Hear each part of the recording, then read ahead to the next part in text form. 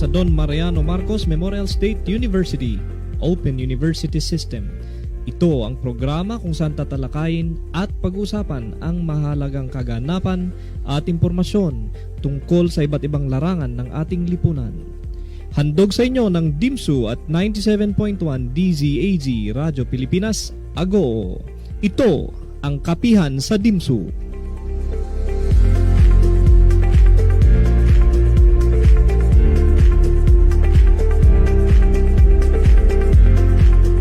Yes, magandang hapon sa inyong lahat. Welcome po sa ating programang Kapihan sa DIMSU. Hatid po sa inyo ng DIMSU OUS at ang DZAG Radyo Pilipinas, Agoo. Ito po ang inyong lingkod, Charity Jimenez Frianesa mula po sa Radyo Pilipinas. At syempre kasama po natin ngayon ang ating partner, ang ating host, long time no see, Ma'am Ces Mabalot. Magandang umaga pala. Magandang morning. Ayan, magandang hapon. Sabi ko kanina, magandang morning. Magandang umaga din, Ma'am Charity. Tagal na nating hindi nagkasama dito sa Kapihan, di ba? Ngayon, napakaganda na naman ng ating pag-uusapan. Yes, it's that time of the year. Maybe you are orange. Alam ko naman, ito talaga ang talagang forte mo as the God focal person ng DIMSU Open University System. Yes po. So, thank you for introducing me. And hello po, good morning sa lahat ng ating mga viewers and nakikinig ng ating programang Kapihan sa DIMSU. Siguro po nagtataka kayo, sino yung dalawang gwapo sa tabi namin? Gwapo, di ba? Gusto ko po i-introduce ang ating mga guests today to talk about positive masculinity dahil we are observing the 18-day campaign to end violence against women or VOW. Diba, Ma'am Charity? Kaya naka-t-shirt ako ngayon. Yes, yan ang ating sub-theme. VOW, bigyang wakas, ngayon na ang oras. O, diba? At yan ang ating sub-theme for this year. At ang ating tema ay VOW-Free Philippines. Dahil gusto po nating wakasan ang violence against women. At paano ba? At syempre, kasi hindi masyado na pag-uusapan nito eh. Pag pinag-uusapan ng VOW, palaging nakatutok dun sa mga victims of VOW. Pero hindi masyado na pag-uusapan yung part naman ng mga kalalakihan. Yes. Okay, so gusto ko pong ipakilala ang ating mga guests po sa ating programa ngayon. Ang Senior Pastor ng Victory Christian Fellowship ng La Union, si Pastor Ramon Del Valle. Good morning, sir. Good morning, Pastor. Good morning. Good morning po. At syempre kasama din po niya mula sa Victory San Fernando, La Union, si Mr. Joey Agustin. Good morning. Good morning, everybody. Good morning po. Good morning. Ayan. Ang dami siguro nating matututunan ngayon sa ating mga magigiting na mga bisita sa oras na to. Kasi sabi nga, paano nga pa wakasan ang VOWC? Yes, diba? Kasi bakit ba natin pinag-uusapan ito, diba? Kasi nga, kaya nga natin ino-observe yung 18-day campaign kasi hanggang ngayon, marami pa rin nangyayari na violence against women. According sa 2022 National Demographic and Health Survey, 17.5% of Filipino women aged 15 to 49, pasok ako doon, have experienced any form of violence. Pwedeng physical, sexual, emotional, from their intimate partners. So sa lalaki, usually, ang gumagawa nito.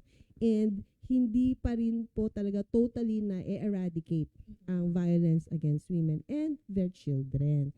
Kaya, importante po na mapag-usapan natin yung usapin na ito dahil nga apektado ang kababaihan at kung apektado ang kababaihan, apektado ang kalalakihan at ang kanilang mga pamilya. Tama po. May papel ang mga kalalakihan dito sa pagwakas, dito sa violence against women and children. Yes, Ika nga. po. Well, ang gandang topic natin kasi positive masculinity. Yun po ang ating, dito tayo iikot, no? Yes. Positive masculinity. Siguro, Ma'am Ces, ano unang tanong natin sa kanila, ano po ba itong positive masculinity? Ano ang say ninyo sa positive masculinity? Lalim din, ano? Oo nga eh. Hindi, positive, ibig sabihin hindi siya negative. Yun sana sasabihin ko, yung positive, yung opposite ng negative. No, I think from what I understand, yung positive masculinity ay ito yung talagang actually original role ng mga lalaki. Kami, naniniwala kami, personally also, that, God made us. So, meron original intention yung creator po natin on how yung mga lalaki dapat. Kaso lang, nagkaroon ng sin, pumasok yung sin sa buhay natin nung, 'di ba, si Eva kumain ng durian yata 'yon or Mangga naman. parang longga? Mangga ba 'yon? Okay. So, after that time, nag-disobey kasi sila, so pumasok yung sin sa life nila. And I think what we believe also, not living our lives sa original design ng ating Panginoon. So, kaya meron na yung mga violence against women and children. Meron din yung all the different other negative aspects sa mundo po natin. Doon po pumasok. Now, going back sa tanong, yung positive masculinity, sa tingin ko, we have to go back to how God originally designed yung mga lalaki. And actually, the perfect example ng positive masculinity, because He lived a perfect life, yung ating Panginoon, si Jesucristo. Si Jesus lived the perfect life that all of us were meant to live. So, we can look, pag magbasa tayo ng Bible sa, Matthew, Mark, Luke, John, yung buhay ni Jesus, we can see a picture, a vision of how we were supposed to live, especially as men. And paano ba siya, how did He live? He lived a life of sacrifice. Nagsasakripisyo po siya para sa mga for other people. He lived a life na may integrity po siya. Meron yung character niya din, sobrang solid yung character niya, 'di ba? And this is a life that we worth emulating, na pwede na po natin sundin. So yun yung sa akin lang, yun yung parang perfect na example. Kasi lahat naman, imperfect, siya lang yung talagang yung perfect. Yun. So, sacrifice, integrity, and character. Any more, Okay. Pastor? Thank you, Joy, for that. Yung na-mention nyo kanina na survey, it's a survey result Opo. of the percentage ng mga victims of Wow. ng vows. I think, for me lang, may mga undocumented yan eh. And I Yes. think mas marami ang undocumented na violence against men and women. So, and also, hindi lang to present occurrence, kundi it's going on since time began. Hindi ba? So, yung kwento yung shinare ni Joey about it started with Adam, he disobeyed, and then from there downhill na eh. Hindi rin talaga to add with that, the original intention of God for men is not to dominate but to take care, to manage, and to really nurture what God has entrusted to him and for us. And for me, and ang ganda, I couldn't agree more that ang daming models of masculinity, or may I say models of manhood. Pero isa lang eh, kahit sabihin natin yung si David, di ba?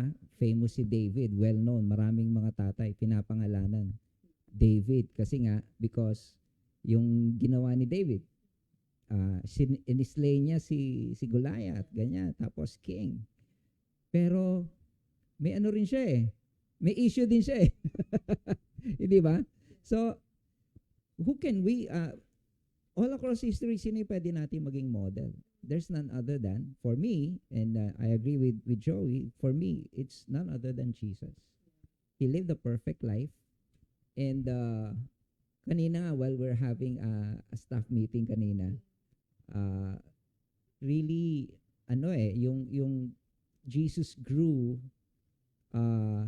think of this, ang sabi ni Luke, after Christmas, he grew in stature, he grew with wisdom, in favor with God, and favor with men. So, ibig sabihin na from there, na makita natin na we can this man, Jesus Christ, is worth following when it comes to manhood. And aside with that, di ba nga sabi rin ni Paul do sa New Testament, for the fruit of the Spirit is what? Love, joy, peace, patience, kindness, goodness, gentleness, faithfulness, and self-control. It does not mean that because self-control is the last, it's the least. No. The more we need self-control. Pero yun, character ni Jesus yun. Di ba? So, for me, I agree with Joey, and it's really, if we are looking for someone to look up to, someone that we can follow as a model of manhood or masculinity, it's none other than Jesus. Yeah, wow. Ang ganda ng sagot. Sige, Yeah, pwede yeah. na tayo matapos. Joke. I-add ko Yeah. pa, we were just discussing this kanina lang. And yung, di ba, yung mental picture po natin kay Jesus Mhm. is all the time parang ang payat niya, na parang fragile, O kaya frail. yung baby Jesus. Or yung baby Jesus kasi Pasko po, Oo. Christmas season ngayon. Oo. Pero what we fail to realize is that before he went into ministry, karpintero siya. Manual laborer siya. Meron ba, I mean, back in the day, hindi lang may mga kahoy yan, pero nagbubuhat din ng mga Walang power bato. tools. Walang Walang power tools. tools, di ba? So, parang mali actually yung concept, yung mental image natin kay Jesus. Feeling ko medyo batak siya. Lalaki talaga. Kasi araw-araw nag-workout for 30 Masculine talaga. years. Di ba? Yeah. From a little boy, tumutulong na siya sa carpenter. So, yun, that's the image lang. We're just in passing lang, side comment lang, na parang, actually, lalaki talaga si Yeah. Jesus. Yun. It's good that you mentioned that. Kasi baka yung mga viewers natin, si Jesus, baka yung iba nga kasi yung mental picture nila. But going back to that question, kasi ang ganda ng tanong, positive masculinity. Kasi usually, pag masculine, di ba, feminine, masculine. Pag masculine, ang laging iniisip mo, ay, batak, malaki katawan, macho, o di ba? Pero, we're talking about positive masculinity, and you mentioned that Jesus, yung integrity, yung character niya, and his sacrifice. So, bakit si Jesus? Bakit hindi someone like Arnold Schwarzenegger or or someone like sino ba? Si Bongbong Marcos or somebody na kilala, na famous? Bakit yun ang nasabi po ninyo? Well, if you're going to look at sa life ni Jesus Christ, okay? Ito. Ang galing nito.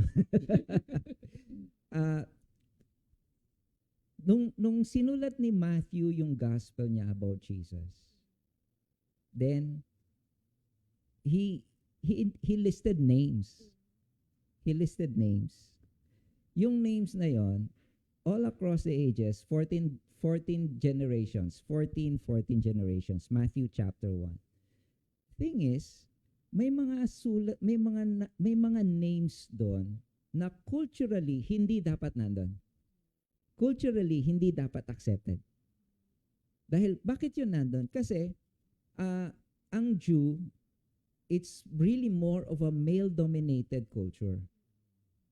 Pero Matthew wrote two ladies there, and ang sabi nila is, it's Rahab and it's another. So bakit nilagay doon? Bakit nilagay ni Jesus, ni Matthew, yung name na yon sa listahan, sa genealogy, sa record ni Jesus? Could it be, I'm posing this as a question, could it be that he is implying that women also matter kay Jesus? Tapos may mga followers siya na may mga women doon, hindi lang yung mga disciples, hindi lang yung 12 disciples, but really followers. In fact, may mga kaibigan nga siya na si Martha and Mary, yung magkapatid na pag dumadaan siya doon sa lugar na yon, doon siya lagi nag-i-stay. And excited yung yung magkapatid na babae, the Martha and Mary siblings. So it shows that Jesus had a good relationship with the women, and when he resurrected, when he rose from the dead, sino unang naka-encounter sa kanya? Woman. Which is, for them, nung sinabi ni Mary, I have seen the Lord. Hindi, sa totoo lang, hindi siya paniniwalaan. Sorry hindi siya paniniwalaan because, bakit ko maniniwala sa'yo? Because you're a woman. Pero hindi, sinulat ni Matthew, sinulat sa Gospels, it was a woman. And, di ba? So parang, ano ini-imply ni Jesus doon? You matter to me. Mahalaga ang women sa amin. So, for me, I hope that answers the question in a little way. Yung bakit? Si Jesus, di ba? So, yun. As a model of manhood. I think summing that up for us is the word honor and respect for that. Honor and respect. And there will be no violence kung ino-honor mo and respeto ang babae. And that's part of being positive masculinity. Yes. Diba? Totoong lalaki. Totoong lalaki. Responsibility siya talaga. Being part of the male gender and being male, we have a responsibility to protect. It says in the Bible, 'di ba? Yung sa si Paul, parang husbands love your wives as Christ loved the church. And then pero masyado minsan tayo nagfo-focus na sa pangalawa. Palagi nagre-react. Alam ko yung mga women's pro women talaga, yung submit to your husband. Pero balik tayo sa first command, yung para sa lalaki at least, what that means. Yung husbands, love your wives as Christ loved the church. How did Christ love the church? Di binigay niya yung buhay niya, di ba? So, yung sacrificial love na tinatawag po natin, yun po yung klaseng love. Hindi yung mababaw klaseng love na parang nililabel na natin as love pero yun pala parang crush lang or medyo mababaw lang na feeling. Hindi, ibang level to na klaseng love. And command po yun for at least for the husbands and I guess for lahat ng mga lalaki na rin. How are we to love? Yun. We are to love sacrificially. So, medyo malalim yun. And that comes, malaking responsibility din siya for mga lalaki. And at the end of the day, I think nakasabi yan sa Bible. I mean, yung mga lalaki talaga, actually, yung magiging accountable kay Lord at the end of the day, talaga yung mga lalaki. I mean, as far as kung may family ka, hindi po tatanungin ni Lord yung wife na parang, ano nangyari to sa pamilya nyo? Hindi eh. Pero sa mga lalaki talaga, sa mga husbands. So, mas mabigat din yung parang weight of responsibility po ng mga lalaki. Pero, syempre, yung culture po natin ngayon, yung siguro, yung mga idolo din or iniidolo sa mundo because of Hollywood, yung mga sine, ganon. Doon tayo kasi nabe-brainwash on how dapat supposed to be yung lalaki. Pero, yun nga, we have to ask the question kung tama ba yung modelo na ganitong lalaki. I mean, maganda for entertainment, mas exciting naman pag ganun yung lalaki, let's say action star, tapos macho and medyo malakas yung dating talaga. But that's Hollywood. 'Di ba? Fiction po siya. Hindi siya talagang not in all instances na parang applicable talaga sa buhay. Alam naman natin sa mga sine, exaggerated po siya talaga because mas masaya. May entertainment value po siya. Yun. So, yun. Yun nga yung susunod sana na itatanong kung ano yung reaction din nila dun sa pinoportray ngayon, sir, di ba, sa pelikula, di ba, sa mga chatroom, sa sining, sa social media. Sa social media. Kasi nakikita doon na yung lalaki talaga very powerful, tapos mayaman, mapera, di ba? Di ba ganun? Di ba ganun? Successful. Yes. Tapos sila talaga nagdo-dominate talaga sa mga kababaihan. Parang yun na lang din yung nakikita din at na-implant talaga sa mind ng ating mga kababayan. Parang may role talaga, no, yung media. Oo. Doon sa nakikita at na mapoportray or yung ano bang dapat din nagayahin din ng Yeah. ating mga kababayan. So, sa inyo po, paano po ba yun? Paano ninyo, siguro sabihin natin na, anong masasabi nyo na lang doon sa mga nakikita madalas sa mga teleserye? Usually mga nagbababad. Yeah, So, aside from Hollywood. Mga Yeah. marathon, movie Yes. marathon. Opo, sa Netflix. Kaya. nananakit ng mga Oo, diba? diba? Kasi Parang ganun nga. normal na lang sa napapanood natin yung mga lalaki na Oo. nananakit sa mga kababaihan. Oo. Well, nakakalungkot.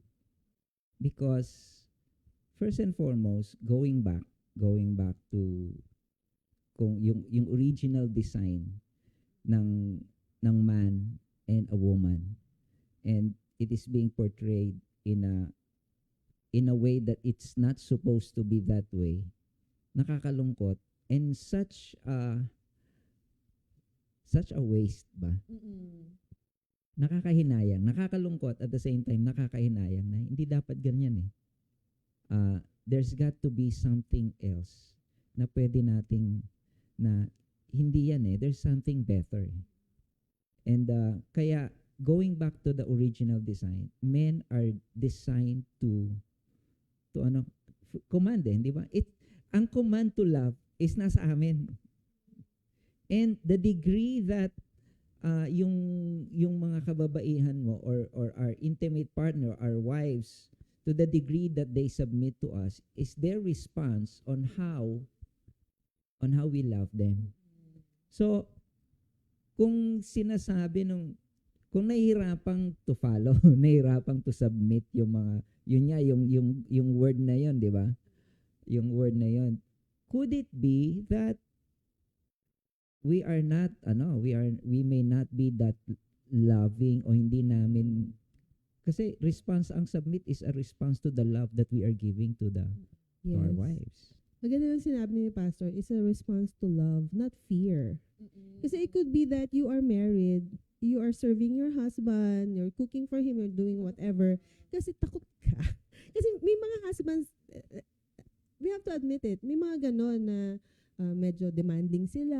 Pag uwi ko ng bahay, dapat nakahain na, nakaganyan. Tapos di ba sa mga napapanood, nalasing siya, pag uwi ng bahay, sinampal niya yung misis niya and everything, nagkaroon ng gulo, tapos the following day, bibigyan ng bulaklak.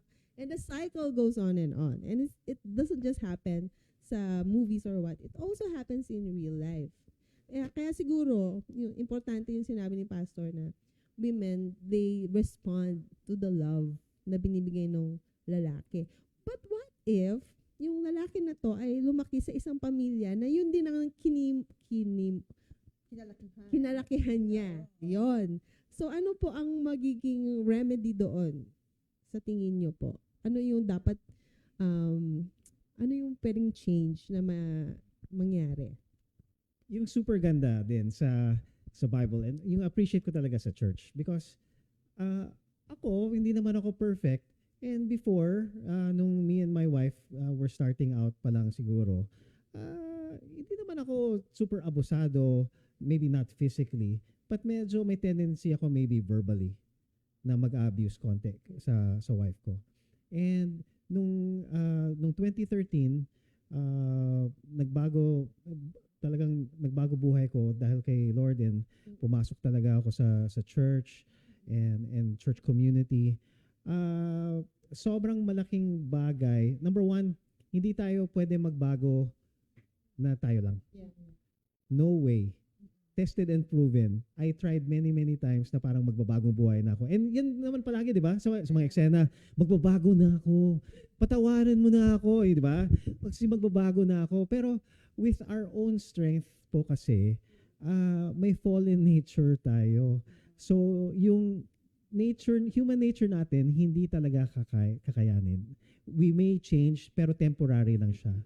Pero yung totoong pagbabago, yung totoong change, talagang pwede lang mangyari with help ni Lord. And it's only through that na pwede talaga totoong may new real transformation, authentic na transformation. Hindi yung pang 3 months, 6 months na magbabago. tapos babalik naman after a time. Makikita natin yan, yung cycle, all the time. Hindi lang sa mga pelikula, pero galing din naman sa totoong buhay yung mga eksena sa pelikula, di ba? Pero in-exage lang nila. But yeah, and also, that's really the only way na we can change for the positive is talaga kung magpa-partner po tayo kay Lord and si Lord magbabago sa atin internally. And gusto ko lang bumalik all the way back to Genesis. Balik naman tayo kay Adam and Eve kasi sila yung original di ba? Original. Buhay sila nung wala pang sin, so perfect pa yung buhay nila. And yung original po intent nila is, di ba, si Adam, men are built a little bit more yung physical strength. Because back in the day, yung garden, siya yung hardinero, di ba? And he had to go around and take care of the garden, which required talaga yung physical strength. Pero yung Eve naman, yung the term is helpmate, di ba? Pero yung helpmate na term, correct me Pastor Ramon kung mali ako yung pag-intindi ko. Pero yung helpmate na ginamit in the original form is really to help, parang to complete the husband. Yung hindi talaga kaya ni husband ng lalaki, siya yung magsusupport, magagawa. Hindi yung parang naglo-lord over yung lalaki sa babae na parang subordinate niya. Yeah. Hindi Pantay sila. Pantay sila. Tapos parang nakita niya hindi kaya ng lalaki, kaya gumawa siya ng babae to help. Oh. Yeah, hinugot sa tadya ni Adan. Yung missing rib, di ba? Yeah. So, it's yung original design is really talagang magpartner yung lalaki at babae to help each other. Yung lalaki mas physical, magbubuhat ng mga gamit and these things. Tapos yung babae. So may kanya-kanyang, what I'm trying to say is may kanya-kanyang roles po tayo as lalaki at saka mga babae in the context ng isang pamilya. Yun. May dadagdag ka, Pastor? May dadagdag ako sa kanya kasi kay Joy, and I'm so thankful for saying that equal in dignity and worth and value, but different roles and functions. Ganda. Di ba? So pantay-pantay tayo kasi isa lang we only have one maker. Yes. Galing tayo lahat kay God. Okay? And we carry the image of God. So when we have that thought that yung kaharap ko made in the image and likeness of God, I will value that person. I will serve that person because as I serve that person, it's as if I'm serving God. Because she is made in the image and likeness of God.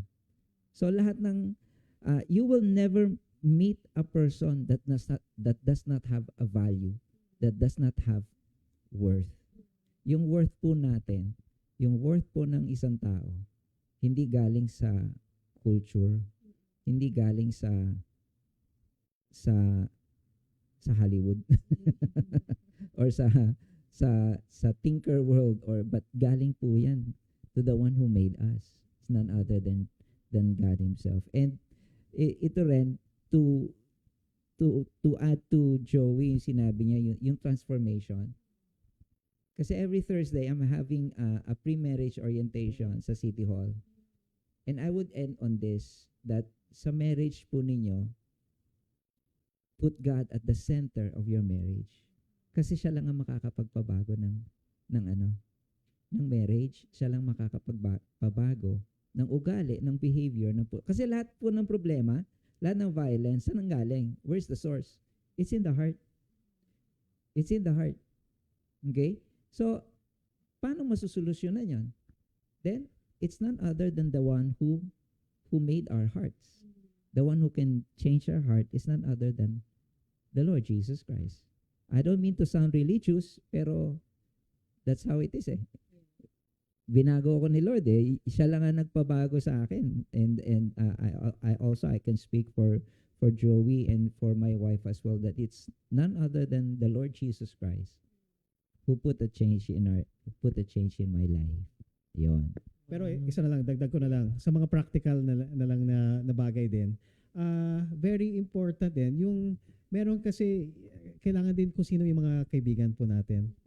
Kasi minsan, di ba, magpabarkada, and kung pare-pareho lang naman ugali, so, syempre, ano yung saying yun? Parang you are the sum of the 5 people that you're closest with. So, sino po yung barkada natin? Sino, oh, bilangin niyo na. Sino yung mga 5 super close na friends nyo?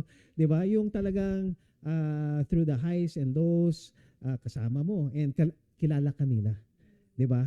Those 5, sino ba sila? And ano ba yung mga values po nila?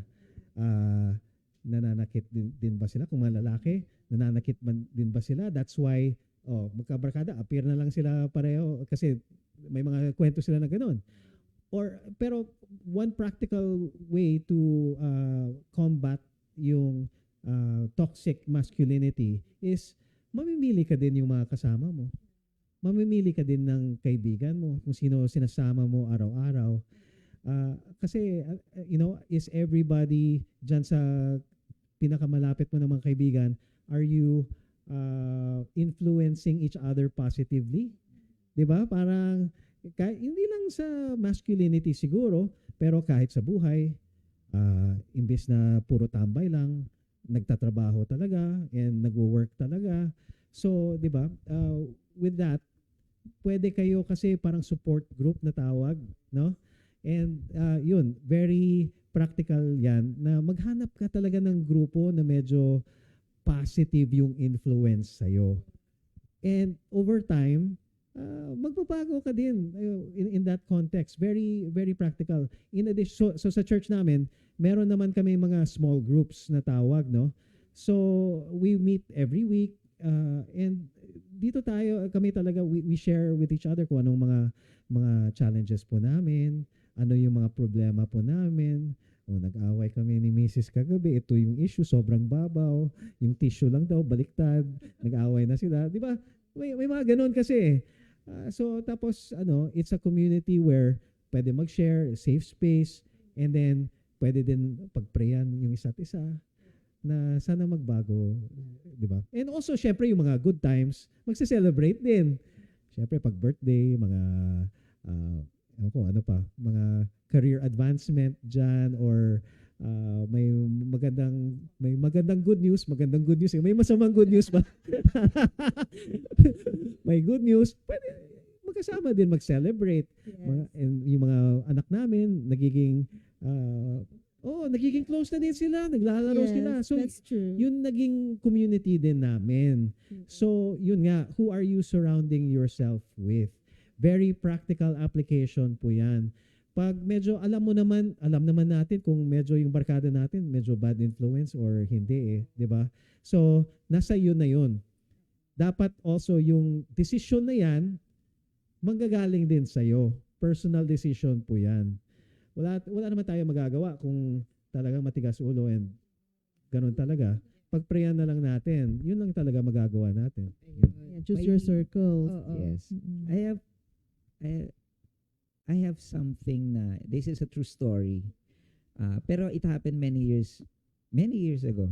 And itong couple na to, close to us, kaibigan, and yung anak nila. Tapos, I've come to, na-meet ko yung parents nung babae. Tapos, matin na sa church. And then, after one service, the husband approached me. Sabi niya, Pastor, nahirapan daw siya sa relationship niya do sa at that time, nahirapan sila mag-asawa. Ano gagawin ko? Tapos sabi nung may nagsabi daw sa kanya, actually sabi nga nung katrabaho ko, alam mo madali lang 'yan. Takutin mo. Takutin mo. Susunod 'yan. Talagang yun yung that's the advice like you mentioned kanina, di ba? So I was in my mind, ano sabihin ko? Sabi ko, Mano, ganito. Pag tinakot mo yan, susunod sa iyan. Pero hindi kanya irerespeto na. Susunod na lang yan, out of fear. Di ba? Out of fear. Pero how about you love your wife, you love her, you serve her, and then, susunod yan sa'yo, not out of fear, but dahil mahal ka niya. Mamili ka. Gusto mo ba siyang sumunod dahil takot sa'yo? O gusto mo siyang sumunod dahil mahal ka niya? Nasa sa inyo po yan. So, I don't know what happened after that, pero madalas na sila sa church. So, I'm assuming, okay na. Dagdag ko na lang doon, it's the role of the man to create that safe space. Especially sa pamilya niya. Sa pamilya niya, obligasyon yan and responsibility talaga ng lalaki to create that safe space na feeling safe and loved yung asawa, yung mga anak, kahit, okay, dito tayo sa children naman. In the context na dinidisiplina rin yung bata, I still believe that there should be discipline talaga sa mga bata. Pero just the manner naman na paano natin dinidisiplina natin sila. Talagang 100 na hampas ba yung disiplina natin? Hindi naman ganoon. So there's a certain way also to discipline our kids, especially kung depende sa age level, di ba? Siyempre pag maliit pa, I still believe na may konting palo. Pero hindi naman yung talagang yung may masakit na hampas na and 10 beses or even more. Ay, isa lang na pitik na parang maramdaman lang and they will remember that. Lahat ng discipline naman may konting pain talaga involved. I think yung human, how we're built, parang ganun talaga. Pag hindi masakit, parang hindi tayo matututo eh. So later on, yung disiplina sa mga anak natin, syempre pag teenager na, pinapalo mo pa. Syempre hindi na, di ba? Yung masakit na sa kanila, yung gadget. Yun. Di ba? Kukunin mo muna. Wala ka muna cellphone. Di ba? Hindi ka muna pwede mag-ML. O, di ba?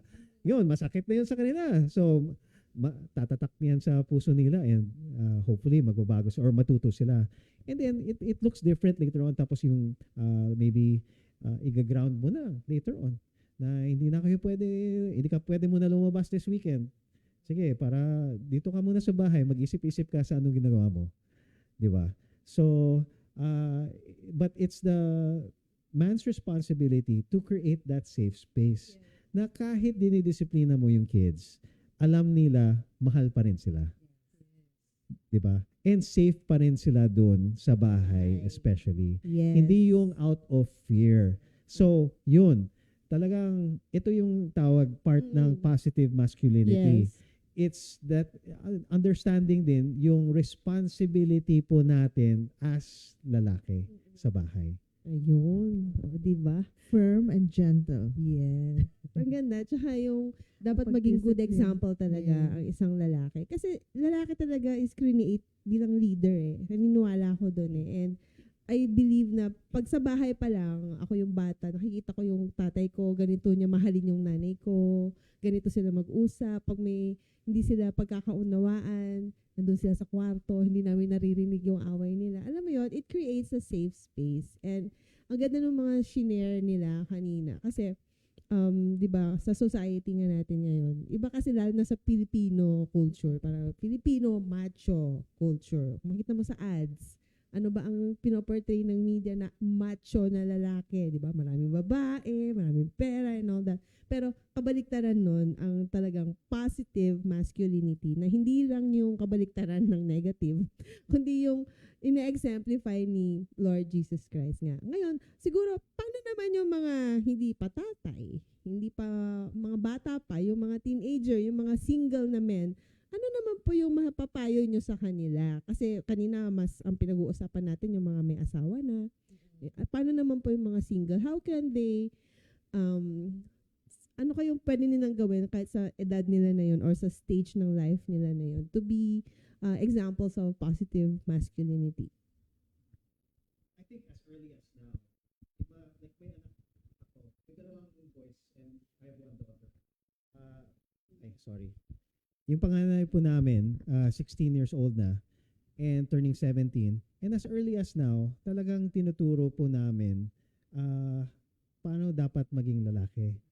How we should be the ones protecting those around us, especially mga babae and mga yung mga malit na bata that cannot protect them, the people that cannot protect themselves. And at the same time, yung role po natin is to provide, protect, provide, di ba? So, hindi pwede na parang may balak ka na magpapakasal tapos may allowance ka pa kay nanay. Parang hindi yata tama, no? Although nangyayari yan, sad to say, nangyayari talaga yan sa kultura natin. That's why sinasabi ko nga sa kanila at this age, wag muna. Kasi sinasabi ko, kaya mo na ba magsuporta pag may pamilya ka na, kaya mo na ba magsuporta? Unless you're ready for that, wag mo muna pasukin yan. Wisdom lang yan. Practical wisdom lang talaga yan. 'Di ba? So we are to protect, to provide. Ano pa yung isa? May isa pa yata na P dyan, Protect, provide. Isip natin yan daw. Oh, mamaya may isip po natin.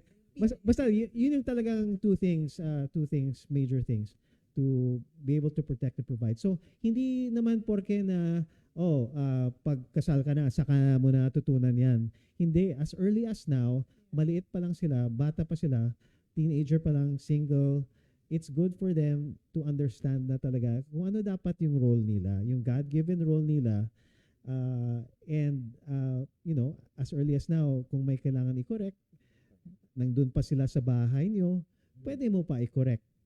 Kasi pag nasa labas na, nag-work na yan, may sariling pera na yan, mas mahirap mo na i-correct. Kasi sasabihin niya, di naman ako sa bahay mo . Gagawin ko na lang ano gusto ko. The way I see it. Which tama, hindi naman mali. So kaya dapat may proper parenting talaga papasok. This is how we avoid the next generation from toxic masculinity. So dapat ngayon pa lang, as parents, bilang magulang, may responsibility din tayo sa next generation and the generations to come. Di ba nga sabi may saying na it is better to prepare than repair. Diba? So, we prepare now the next generation. Saan mga galing yon? From us, as we exemplify positive masculinity and as much as possible, avoid the toxic masculinity. And kaya yung role natin as parents, as husbands, crucial doon kasi we exemplify to them what it means to treat a woman, what it means to relate to the opposite sex, and at the same time, to ready ourselves, to prepare ourselves for the future na parang hindi naman niya magiging single forever. Lalabas at lalabas din niya ng poder namin, ng poder natin. So, paglabas nila sa poder natin, ready sila. We trust them enough because na may na-deposit kami sa kanila na hindi skills but values and virtues and na magagamit nila not only for themselves but for the family that they are going to build. So yung mention paano ba wawakasan, di ba? Paano mawawakasan ang violence against women? Where will it start? I believe it will start in the home. It will start in our heart. Mag-i-start yun sa puso natin pag lumapit tayo kay Lord. And then it will start in our home. And then, kakalat na rin yan . Kung sana nga lang bukas tapos na ang violence against women and children. Kung sana bukas tapos na, wala na. Hindi . The reality is, at the moment, may nangyayaring violence as we speak. So, it's going to be, sabihin na natin, ang uphill battle, an uphill conflict to start it. Pero kahit inch by inch, meron tayong may progress. So, we prepare the next generation. It's true. Malaki yung role talaga ng parents, the father, the husband. Kasi kung nakikita ng talaga ng lalaki, anak na lalaki, kung paano niya i-treat yung kanya, ang nanay nila. Sa pagdating ng panahon, ganun din yung kanilang treatment. Yes. Sa kanilang magiging future wives, sa kanilang magiging girlfriends pagdating ng panahon. Kasi nakikita sa environment, sa mismong tahanan, makikita na nila. mga tatay ngayon, talaga dapat ay maging role model, Yes. 'di ba? Sa kanilang mga anak. Ma'am Tama. Charity, Ma'am Ses, yung dagdag ko lang din yun, yung even teaching yung mga anak po natin, yung mga lalaki, how to open the door, Yes, oo. yung mga Yes, courtesy, Yes, Mm, na courtesy. oo. talagang ginagalang yung babae kahit hindi nila kamag-anak, basta babae, respeto no matter what. Yun dapat, yun, malaking bagay talaga sa family pa lang, dapat matutunan na nila yun. Tama. Yes, natuwa ko nung minsan, 'di ba, yung yung anak kong lalaki, yung pag naglalakad kami sa kalsada, tapos papunta niya ako sa gilid.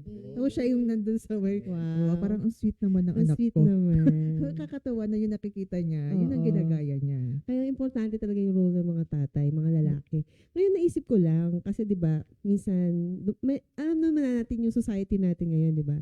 Yung masculinity, how do you define that? Kasi ngayon, dati ang mga lalaki kasi hindi pa masyadong expressive sa kanilang emotions. At ngayon marami na ring mga homosexuals, mga gay, 'di ba, na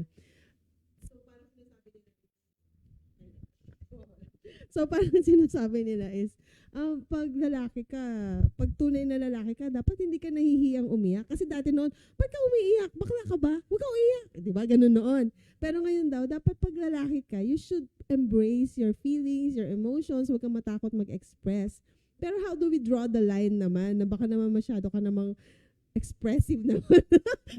I mean, mas masyado ka namang sabihin na lang natin na parang nababawasan na yung pagka-masculine mo. Pero yun ba ang batayan kung masculine ng isang lalaki o hindi? Ano po sa tingin nyo?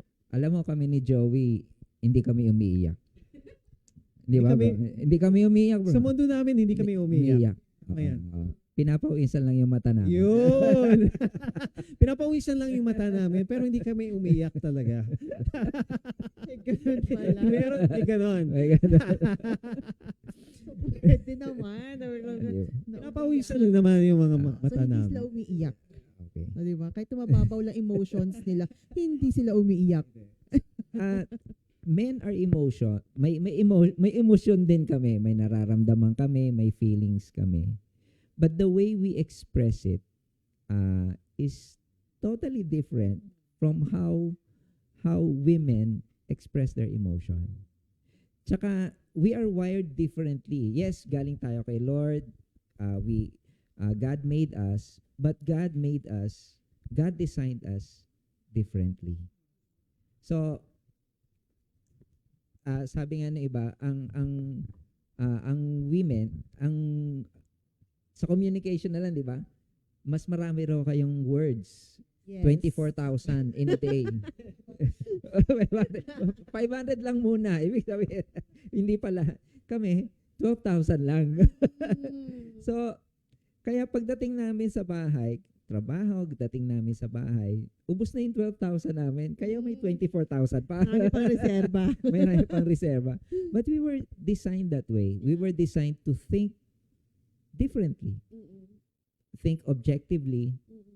Tapos, parang as is. O, yan, ganyan yan. Pero, Logical, rational. rational. Mm. Pero di ba, you can read between the lines. Mm. Mas sensitive kayo sa Yes. emotions, sa feelings. So, ano kasi, parang kailangan ba stiff kami? Kailangan ba ano? Pero kailangan ba hindi kami nagsushow ng feelings? But come to think of it, the shortest verse in the Bible is about emotion. Jesus wept. And ang response ng mga taong nakakita sa kanya nun is, see how he loved him. Nung namatay si Lazarus, nakaibigan niya. See how he loved him. So, the shortest verse, Jesus wept. Jesus It's wept. about emotion. Tapos yung wept na yun pala, is not yung cry. Different pala yun. Hindi yung K-drama cry. Yung ganun, di ba? Humihik-bihik, ganun. Hindi. Ganun lang yun. Hindi. Ang talagang pala nun, galing sa loob niya yung ano. Umagulgol, parang gano'n. Hindi, umatungal siya. Umatungal. Malalim. Malalim. Wow. Kaya, see how he loved him. Nakita nila kung paano, hindi umiyak, kung paano umatungal si Jesus. Kung, if there is such a, kung medyo sacrilegious ba yung word na yan?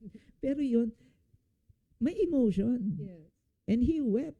Hindi lang yun, he wept for the city of Jerusalem. He wept for this. So, I think, sa akin lang, na parang stereotype na kailangan ba stiff ang lalaki, hindi nagsushow ng emotions. We showed emotions in a different way. We are, so hindi kami, sabi na natin, hindi lahat. Pero, karamihan, hindi ganun ka-expressive. Yes. And then dagdag ko na lang sa context of husband and wife. I think this will help also kung yung perspective nila is ganito, which is kasi minsan nag-aaway yung husband and wife. They fight na parang against each other. Pero dapat yung context dyan is fighting alongside each other. Fighting for the marriage.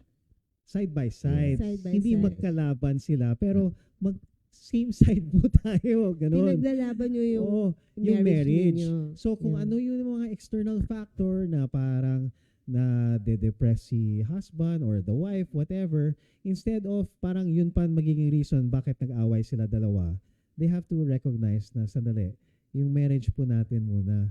So ano yun? Recognizing that, I think, and syempre, yung pinaka-importante sa marriage is really communication. Even though 12,000 lang yung mga words po namin, baka kaya naman i-push 12,500. So, hindi, just understanding one another. And kahit ngayon, ubos na yung words mo, pero may bukas pa naman.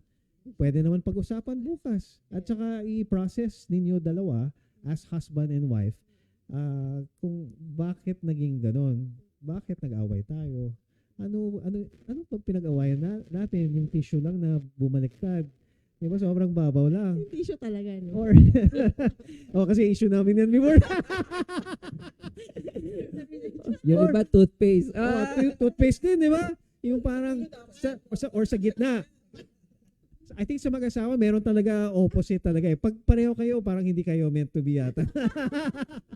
No, but may mga issue ganun. And you need to be able to communicate with each other. Na pwede nyo i-process talaga. Kasi yun nga sabi ni Pastor Ramon is we're wired differently, we're created differently. So may kanya-kanyang trigger points din tayo. Yung lalaki, iba yung trigger points. Yung babae, ibang trigger points din. Di ba? Kasi tao lang tayo. Lahat tayo, at the end of the day, tao lang naman tayo.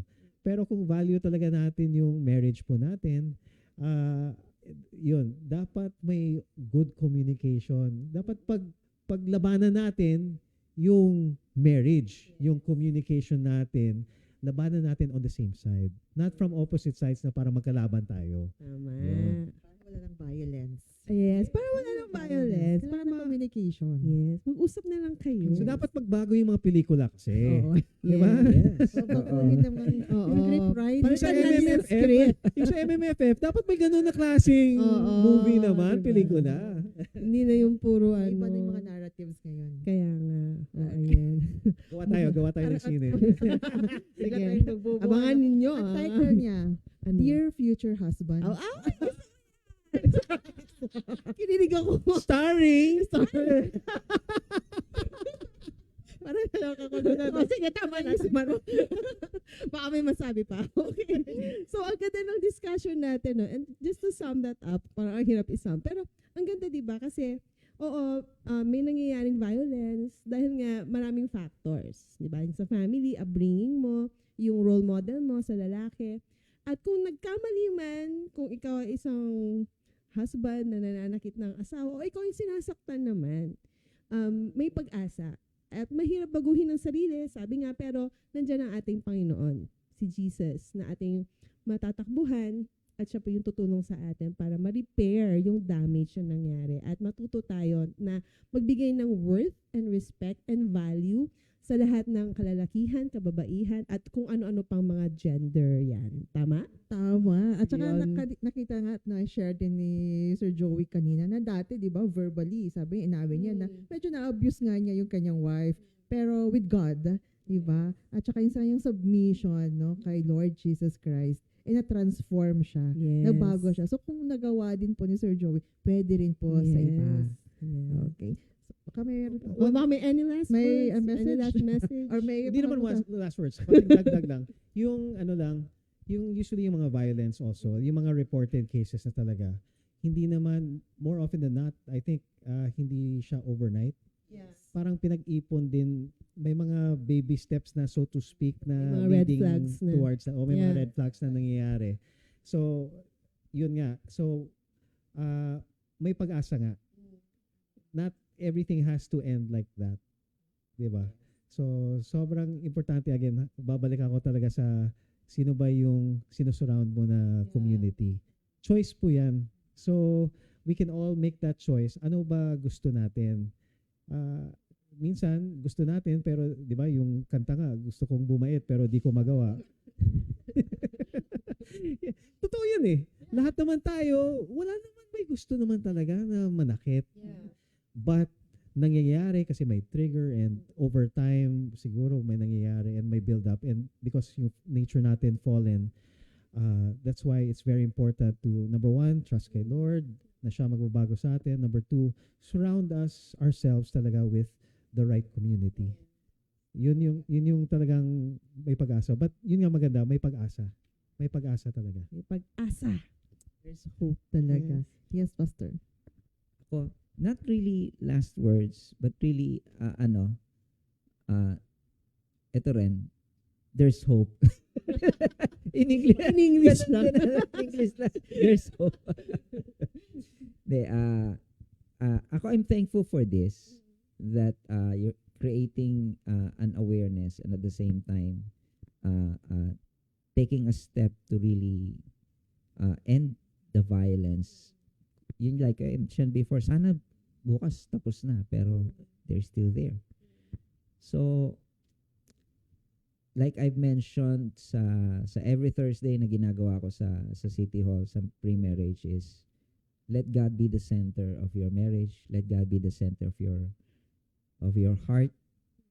And then, everything will flow from there. So, ayan. Thank you, Okay, Thank you for Thank this. you very much. Thank you very much. Ang ganda ng Oo ating nga. discussion. Kahit na ganito na lang weekly. Wala nang ano. Kasi na no, lagi yung guest. Ano bang next topic? No, dati na nun. Smart parenting. Oo, Gano'n. diba? Kasi mag-umpisa talaga sa bahay. Yes. Diba? Kaya importante rin talaga na yung parents, father and the mother, maging role model sa kanilang mga anak. Kasi kung hindi pa sila ready sa relationship, diba? Sana wag na lang nilang pasukin. Tama. Kasi malaki talagang responsibilidad ito. Yes. Major talaga.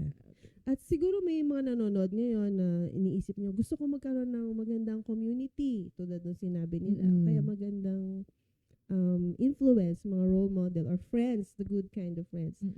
Paano ba nila ma-reach ang Victory La Union po, Pastor? Sa Facebook, yan, we have a page there sa Victory San Fernando La Union. And nandito lang po kami sa San Fernando and Agoo. Dito sa, and we have a worship service every Sundays 9 and 11. And also sa San Juan, ayan sa Pacho Baybalay, nag-plug pa. Plugging. Sa Pacho Baybalay, we meet there every first Sunday of the month Yes. at 10 o'clock. Mm-mm. So ayan. So that's where we start. That's the start. Mm-mm. And also if you need to just visit us, and if you need someone to, yun nga, gusto niyo have a conversation on this, feel free to have a visit, and then ayan, hopefully matulungan namin kayo. Yes. Minsan kami pa naglilibre kape. Oo, di ba? Oh, di ba? Starbucks ba yan? Di ba? Pwede rin silang mag-message sa Messenger. Yes, Online, sa ganun. Messenger. If Ayan. if you need prayers, di ba? Or advice, ayan, mga advice na kung nabitin kayo, yan. Bitin kayo sa episode na ito. Yes. Pwede nyo silang kontakin. Sa Victory San Fernando La Union. Okay. So with that, Mhm. Ma'am Ses, So marami pong salamat, Pastor Ramon Del Valle and Mr. Joey Agustin for being our guests for today's episode. pinamagatang positive masculinity. And sa lahat naman ng ating mga nanonood at patuloy na nakikinig na ating programang Kapihan sa DIMSU, marami pong salamat sa pagtangkilik ninyo at sa ngalan po ng ating University President, si Dr. Jaime I. Manuel Jr., at ang ating Executive Director ng DIMSU Open University System na si Dr. Bernardo Dila Madrid. Kami po ay pansamantalang nagpapaalam. Ayan, at sa ngalan din po ng lahat ng bumubuo ng DZAG Radio Pilipinas sa Agoo, ito po ang inyong lingkod, Charity Jimenez Frianesa. Nag-iwan na po ng isang magandang umaga sa inyong lahat. God bless everyone. Stay safe and stay healthy. Bye! Sumainyo ang programang Kapihan sa DIMSU. Live mula sa Don Mariano Marcos Memorial State University, Open University System o DOUS. DOUS, the school that provides more opportunities. Kapihan sa DIMSU. Muli kayong makinig sa susunod na Martes, alas 9 ng umaga sa DZAG 97.1.